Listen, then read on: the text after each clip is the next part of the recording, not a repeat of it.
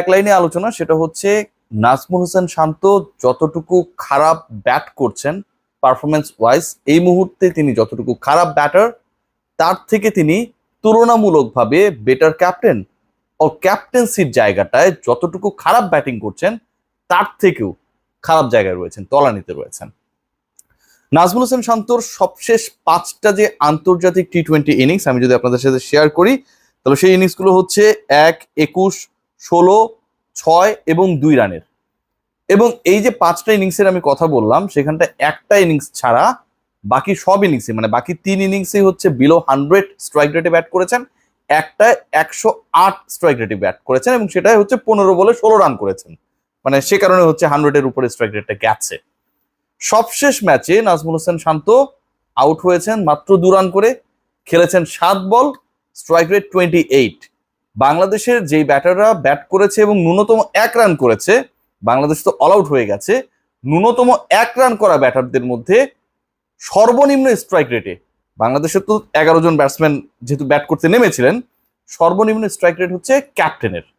অথচ we are going to play the টি-20 world cup and he is going to lead the team there. বাংলাদেশের কিন্তু বিশাল একটা সম্ভাবনার জায়গা রয়েছে। বাংলাদেশের যদি আমি শেষ 2টা ম্যাচের কথা বলি, নেদারল্যান্ডস এবং নেপালের বিপক্ষে সেন্ট ভিনসেন্টে, অবশ্যই সেই ম্যাচেসগুলো জেতা উচিত।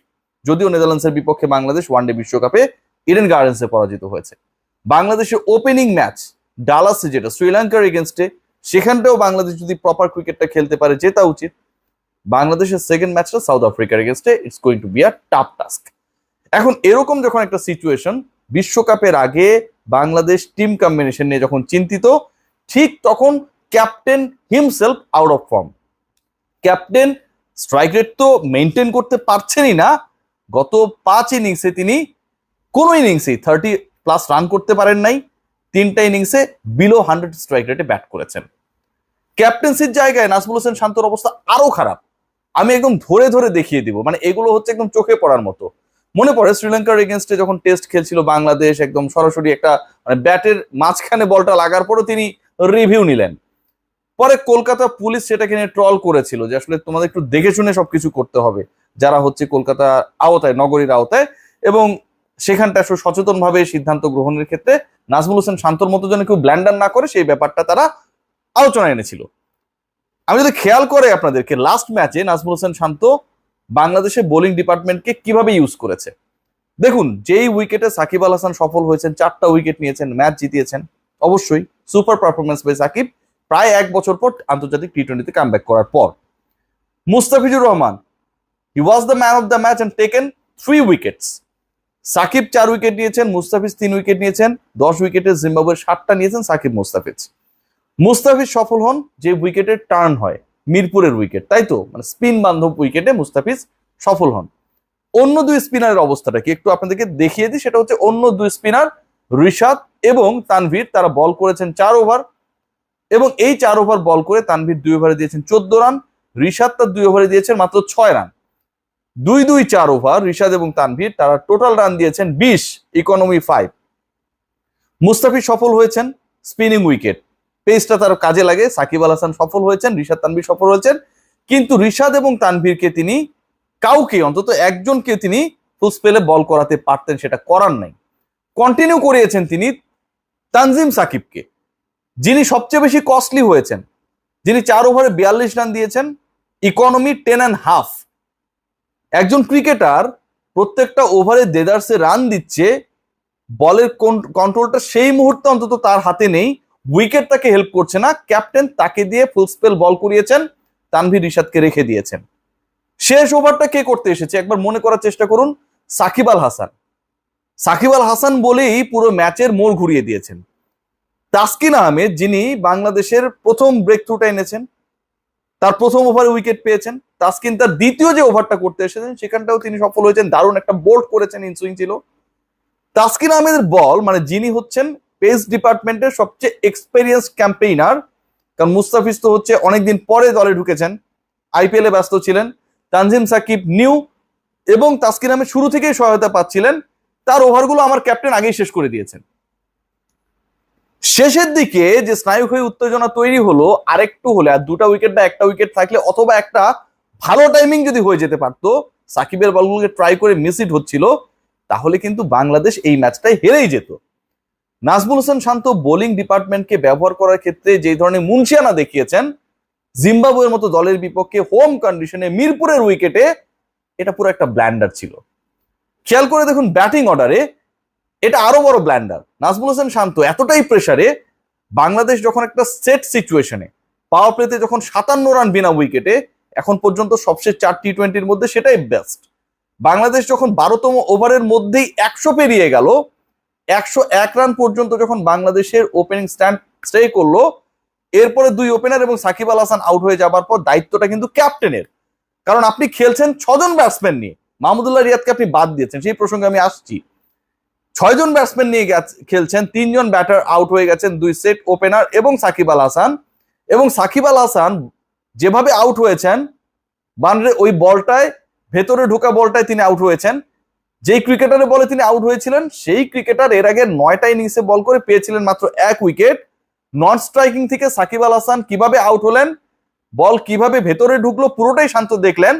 একই ওভারে একই টাইপের বলে শান্ত সাকিবকে অনুসরণ করে আউট হয়ে গেলেন। ডিফারেন্ট টাইপের যদি কোনো ডেলিভারি হতো, নন স্ট্রাইকিং এ ক্যাপ্টেন বা শান্ত নিজে না থেকে যদি অন্য কেউ থাকতেন, ঘটনাটা অন্যরকম হতে পারত। কিন্তু একজন ক্রিকেটার, তিনি দেখছেন যে ওই পার্টিকুলার বোলারের স্ট্রেংথ কোথায় এবং তিনি কিভাবে সাকিবকে ফেরালেন। বাঁহাতি ব্যাটার কিন্তু শান্ত, নিজেও বাঁহাতি, তিনিও বিট হলেন 7 বলে 2 রান করে 28 স্ট্রাইক রেটে আউট যখন হলেন, বাংলাদেশ তখন মহাসাগরে। মাহমুদুল্লাহ রিয়াদ ইস্যুতে আমার কমেন্ট বক্সে আপনারা অনেকেই কমেন্ট করেছেন, এটা খুব ইন্টারেস্টিং যে তাকে রেস্ট দেওয়া হয়েছে, মাহমুদুল্লাহ রিয়াদকে বিশ্রামের প্রয়োজন ছিল। আচ্ছা, মাহমুদুল্লাহ রিয়াদকে যখন বিশ্রামের প্রয়োজন ছিল, আমরা বিশ্রাম কাকে দিয়েছি? যে আমাদের প্রিমিয়াম পেস বোলারদের একজন মুস্তাফিজুর রহমান, আইপিএল অনেকগুলো ম্যাচ খেলেছেন, অনেক জার্নি করেছেন, ঢাকায় ব্যাক করেছেন, প্রথম 3টা ম্যাচে তাকে আমরা রেস্ট দিয়েছি না, কারণ এত হ্যাকটিক শিডিউলের মধ্যে ছিলেন, তাকে আমাদের রেস্ট দেওয়া দরকার ছিল। মাহমুদুল্লাহ রিয়াদ যে 4টা টি-20 হলো, তিনি 2টাতে ব্যাট করার সুযোগ পেয়েছেন ভাই।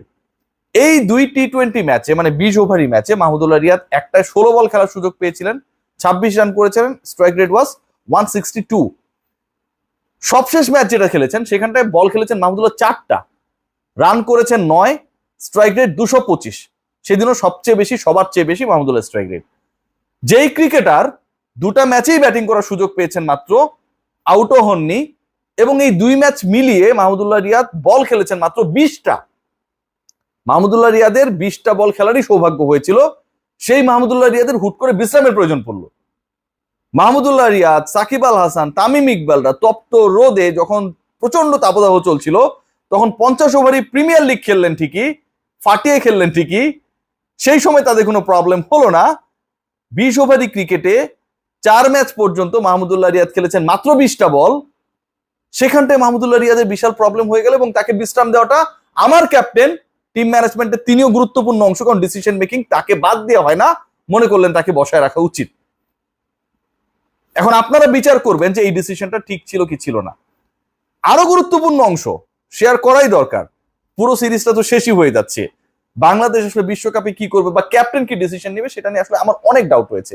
একবার খেয়াল করে দেখুন যে বাংলাদেশ প্রথম 2 ম্যাচে চট্টগ্রামে টসে জেতার পরে বোলিং করেছে, ব্যাটিং করার গাটস শো করেনি। এখন সবকিছু আপনারা বলবেন যে কোচ বলে দিয়েছে, অমুক বলে, অফকোর্স কোচের এখানে বড় একটা ইনপুট রয়েছে, থাকবেই, খুব স্বাভাবিক। ভাই ক্যাপ্টেন তুমি, তোমার দলের স্ট্রেংথ উইকনেসের জায়গা তোমার, এবং তুমি দলটাকে মাঠে পরিচালনা করবা, নট দ্য কোচ। যেভাবে তুমি বোলিং ডিপার্টমেন্টটাকে চেঞ্জ করেছো, প্রথম 2 ম্যাচে বাংলাদেশ যখন ব্যাট করার সুযোগ নেয় না, ডিফেন্সিভ পলিসিতে গিয়ে জিম্বাবুয়েকে বাংলাদেশের বোলিং ডিপার্টমেন্ট যেহেতু ভালো, তাসকিনরা জান প্রাণ দিয়ে তাদেরকে অল্প রানে আটকে দেবে এবং সেই অল্প রান খুব সহজে আমরা চেস করে ফেলবো।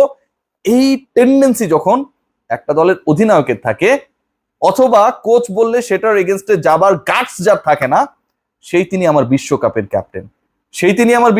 ক্যাপ্টেন, যিনি হচ্ছেন 28 স্ট্রাইক রেটে ব্যাট করেন টি-20-তে, সেই তিনি আমার বিশ্বকাপের ক্যাপ্টেন। বিশ্বকাপে যত ক্যাপ্টেন রয়েছেন, যাদের মধ্যে আমার ক্যাপ্টেনের স্ট্রাইক রেটটা হচ্ছে সবশেষ থেকে দ্বিতীয়, এবং তার নিচে যিনি আছেন উগান্ডার ক্যাপ্টেন, তিনি বেসিক্যালি একজন বোলার। ক্যাপ্টেন শান্ত ক্যাপ্টেন হিসেবে কতটুকু ভালো আর ব্যাটার হিসেবে কতটুকু খারাপ, সেই আলোচনা বিবেচনা করার দায়িত্বটা আপনাদের। আমার আলোচনা এ পর্যন্তই ছিল।